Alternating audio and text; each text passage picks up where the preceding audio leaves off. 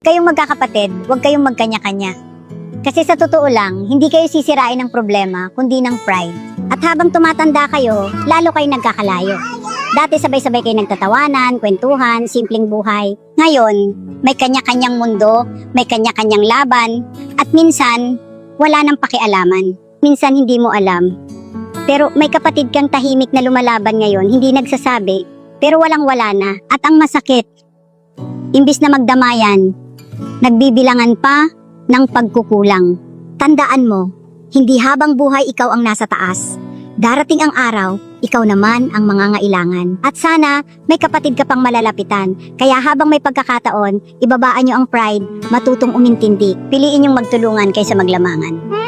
Kasi sa dulo ng lahat, hindi pera ang babalikan mo, kundi pamilya, yung mga kapatid, na kahit ilang beses kang bumagsak, nandyan sila na handa kang sabayan para tumayo.